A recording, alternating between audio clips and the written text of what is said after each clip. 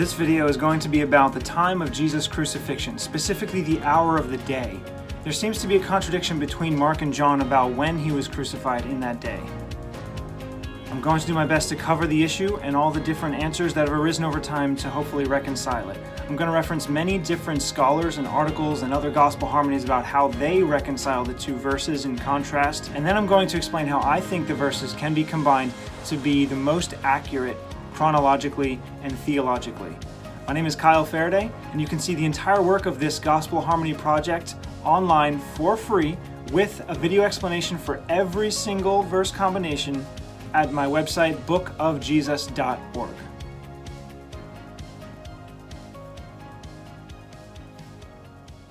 John 19:13. When Pilate therefore heard that saying, he brought Jesus forth and sat down in the judgment seat in a place that is called the pavement, but in the Hebrew Gabbatha. And it was the preparation of the Passover, and about the 6th hour, and he says to the Jews, Behold your king. But they cried out, away with him, crucify him. Mark 15. And when they had crucified him, they parted his garments, casting lots upon them, what every man should take. And it was the 3rd hour, and they crucified him. Upon first reading, the verse from John would put the crucifixion long after the 3rd hour, making it contrast with Mark. Throughout the Gospels, time seems to be given as a number of hours from sunrise. The 3rd hour would be 3 hours from sunrise, or around 9 a.m. Matthew, Mark, and Luke all agree that while Jesus was hanging on the cross, there was darkness from the 6th hour until the 9th hour.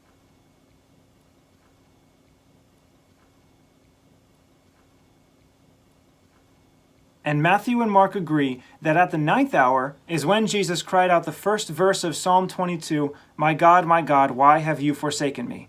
These are all most likely the ancient Jewish method of measuring time, meaning crucified at 9 a.m., darkness at 12 noon, which lasted until 3 p.m. These could not have been the Roman method similar to our modern-day midnight to midnight clock, because then it would mean Jesus was crucified at 3 a.m., and there was darkness from 6 a.m. to 9 a.m.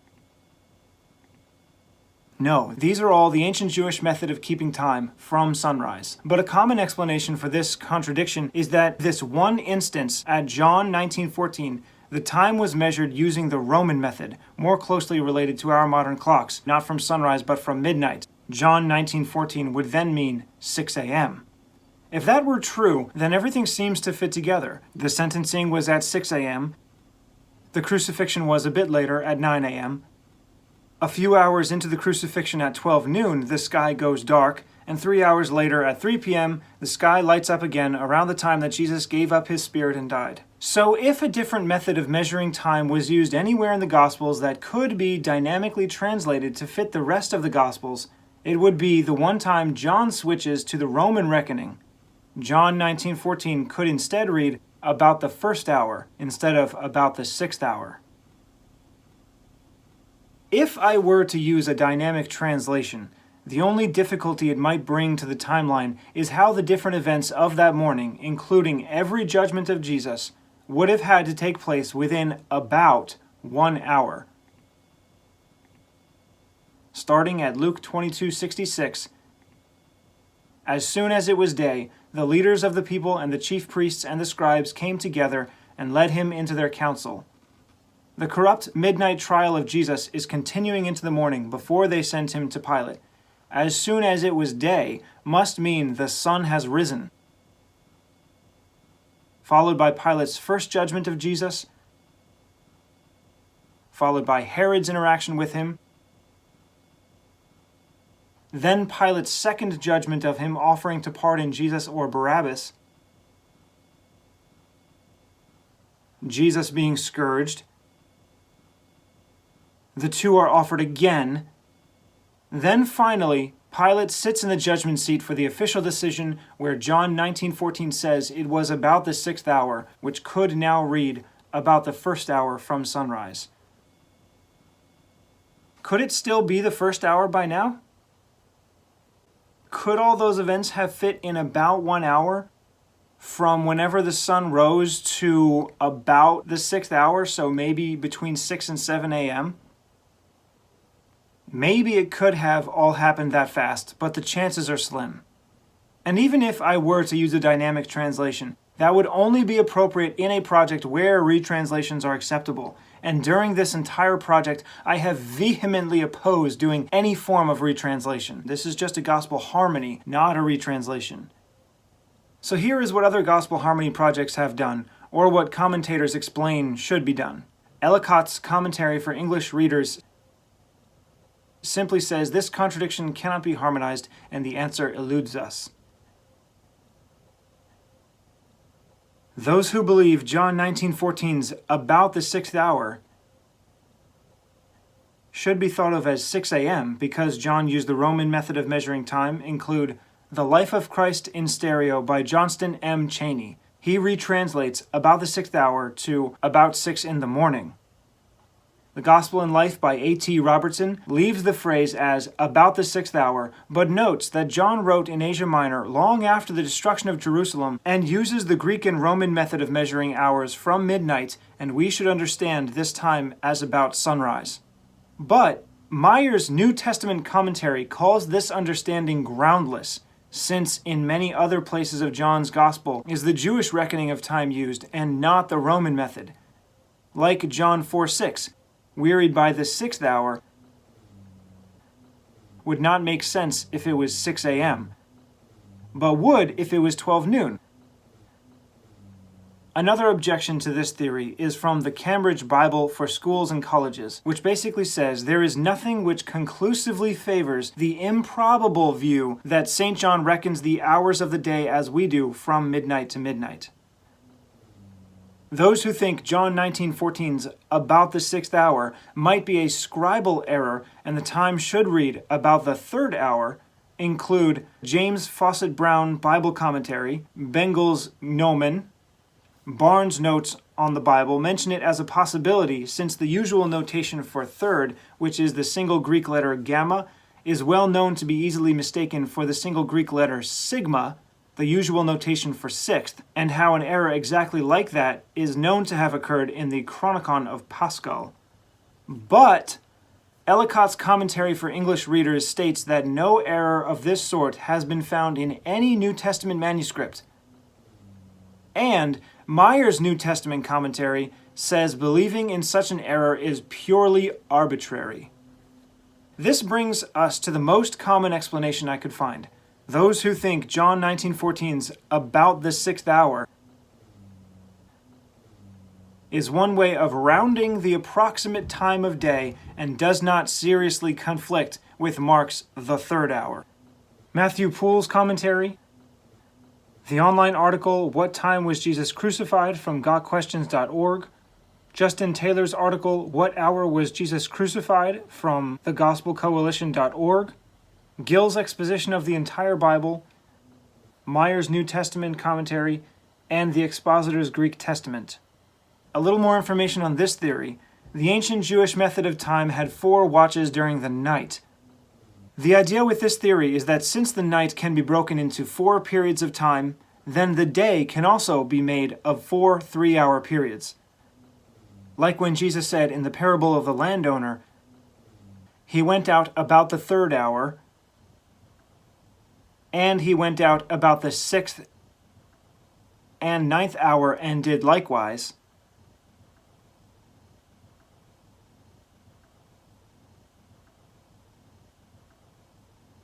Which supports the idea that 4 3-hour time blocks could represent a full day. The first block being from 6 a.m. to 9 a.m., the second from 9 a.m. to 12 noon, the third from noon to 3 p.m., the fourth from 3 p.m. to 9 p.m. If this theory is true, then John 19:14's 6th hour could then be an approximation that overlaps with Mark 15:25's 3rd hour. If Jesus was crucified at 12 noon, as we see it, one person's opinion that the 6th hour had begun could be countered by another person's opinion saying it was still about the 3rd hour, which runs until 12 noon. Here's a little pushback on that view. Even if those in the first century do not view time as precisely as those living in the 21st century, and even if there were 4 3-hour time blocks during the day, vaguely referring to a moment of time by its 3-hour time block is not strictly adhered to in the Gospels. That very parable from Matthew 20 about the landowner mentions the man going out a 4th time at the 11th hour in verse 6, which is only 2 hours away from the 9th hour. And John 1:39 states it was the 10th hour when the disciples stayed with Jesus for the day. And John 4:52 mentions the 7th hour when a man was healed. So, the explanation of imprecise timekeeping may be an acceptable view, but I believe there is one better, which I've found in only one place. It's not very popular, but if it's true, it perfectly answers everything. Before I get into what I think is the most likely explanation, I'm going to mention one more possible explanation, which is that the verse from John 19:14 should be reimagined, if you will. And it was the preparation of the Passover, and about the 6th hour, and he says to the Jews, "Behold your king," should in this view be read a totally different way, like 6 hours until the preparation. He said, "Behold your king." Or the 6th hour of the preparation, he said, "Behold your king."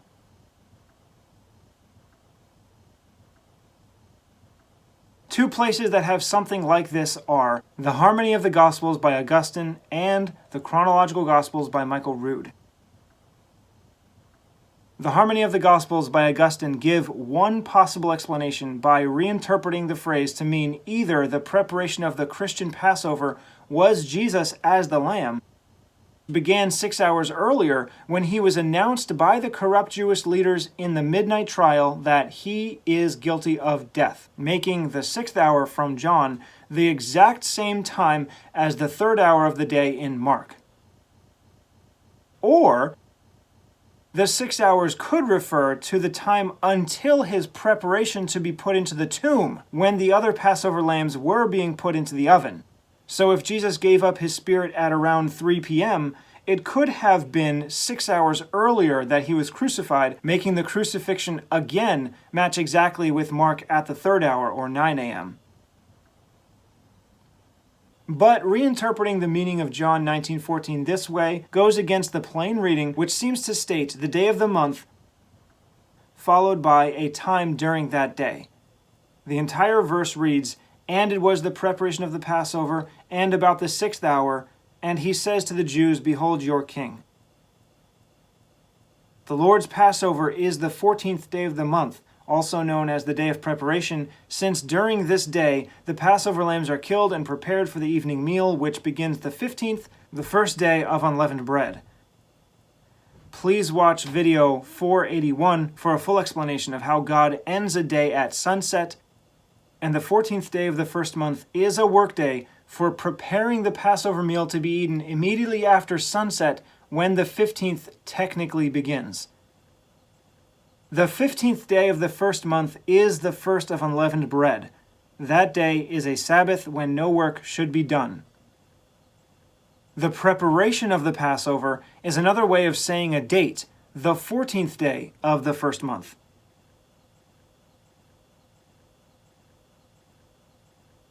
The following phrase, "about the 6th hour," would more probably refer to the hour of that day and nothing symbolic.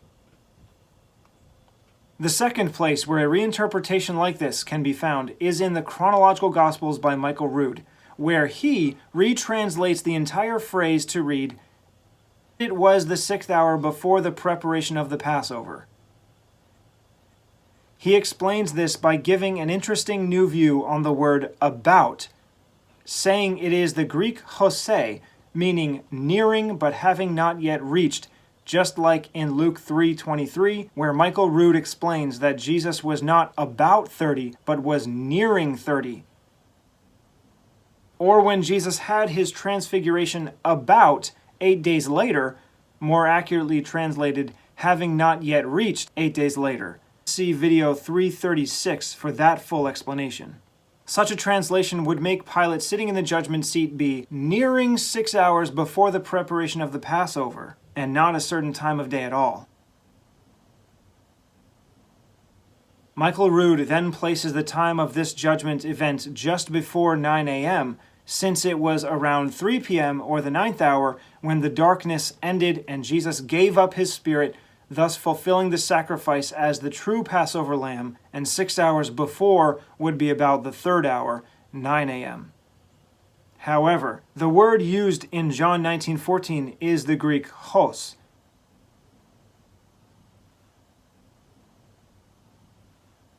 which admittedly is the root of Jose, but not exactly the same word.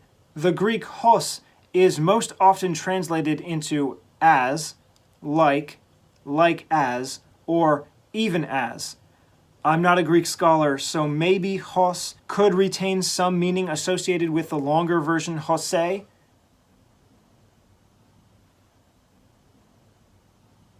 But either way, this still contradicts the plain reading of the verse, which seems to simply name a day and the hour of that day.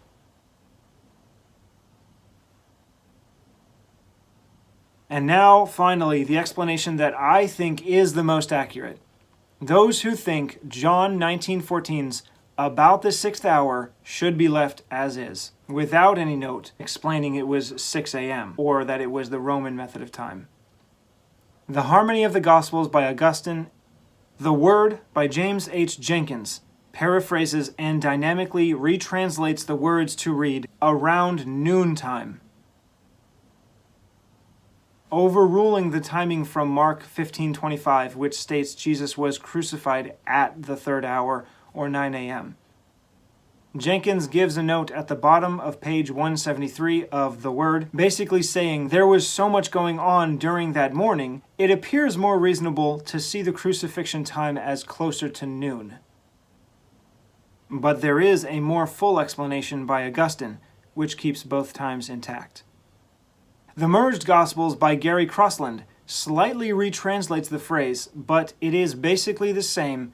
It was the 6th hour.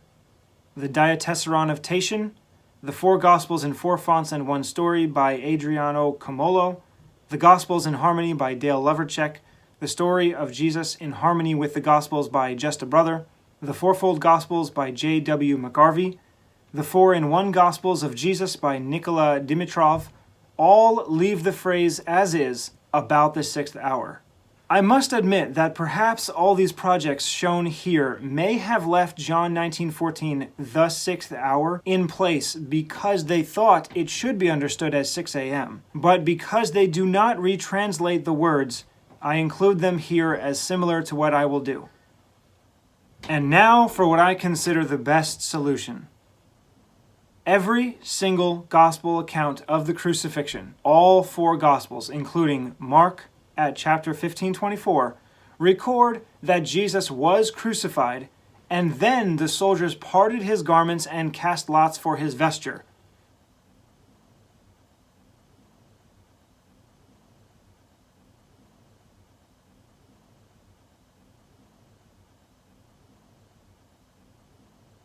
Then Mark, all by itself, at verse 25, strangely restates that Jesus was crucified.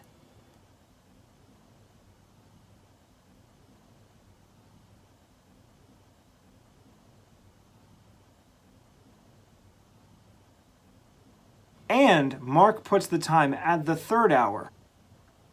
If Mark was only noting the time of the event, he could have just written the first half of the verse, and it was the 3rd hour. But Mark goes on to mention crucifixion a second time, and they crucified him. Why the need to mention Jesus was crucified twice? Of all four gospel records, the gospel according to Mark is famous as the shortest and having the quickest narrative of events. None of the other three gospel records have a statement similar to Mark 15:25 saying in one short verse, Jesus was crucified at such a time. Mark is clearly drawing extra special attention to this verse, but why? This is not the moment when Jesus died. It's not when the earth broke open as recorded in Matthew. It's not even one of his 7 last words. What special significance must be related by Mark, of all gospel records, who presses the narrative into the shortest of all? Just the time of the crucifixion? Perhaps it's because he's talking about the guilt of the crucifixion. Not the act of crucifixion, but the guilt of those who ensured Jesus would be crucified. So then, who is most guilty of having Jesus wrongfully put to death? The soldiers who pounded the nails have some guilt for simply obeying orders, yes, which means that Pontius Pilate could be held even more responsible than the rest of the Romans because he gave the death sentence.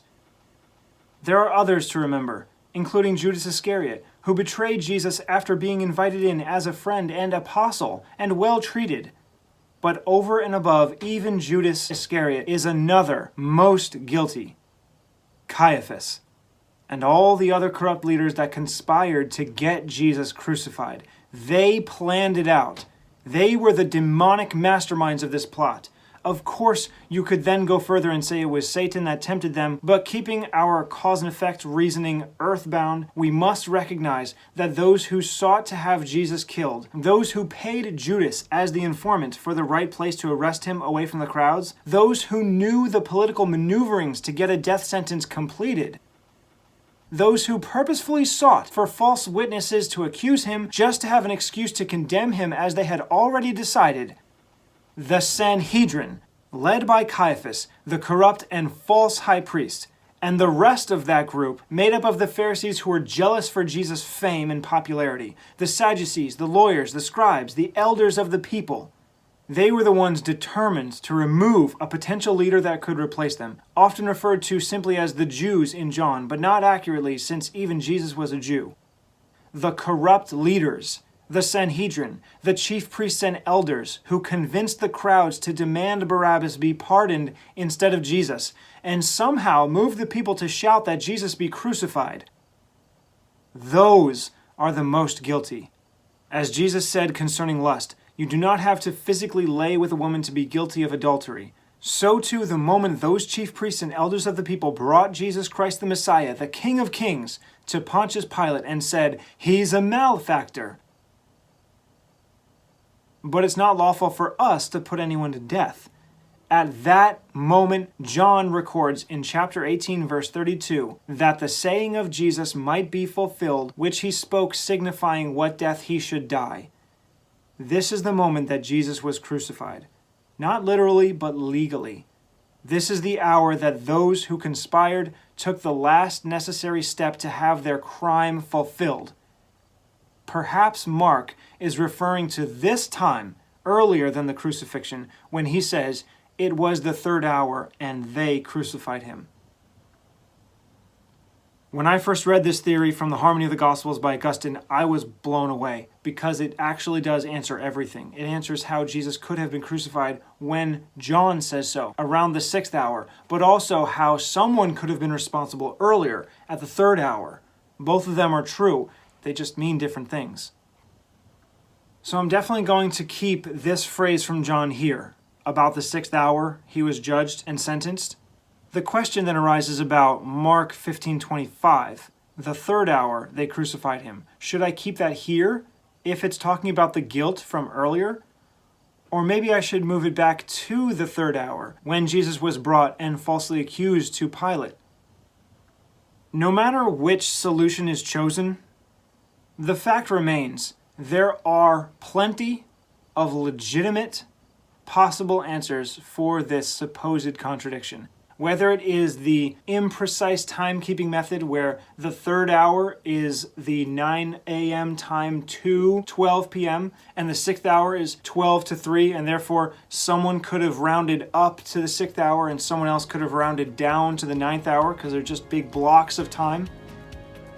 Or if John really is, one time, changing his timekeeping method to the Roman method to measure from midnight to say it was 6 a.m., possibly because the event was a Roman trial and they were the ones punishing him, so maybe he was using their time method, or if it was a scribal error, or this last possible idea where the 3rd hour they crucified him was trying to remind people that the conspirators are the ones most responsible and it happened earlier when their guilt was imputed. Any of these ways, there is a possible explanation. It's not a contradiction. It's only a contradiction if it's impossible for these two things to be true. It's not impossible here. I don't want to give readers or listeners any reason to reject this work or to reject Jesus as a result of this work, even though reading through it might cause people to wonder why the different timings seem to be in contradiction. I'm going to keep both verses in place.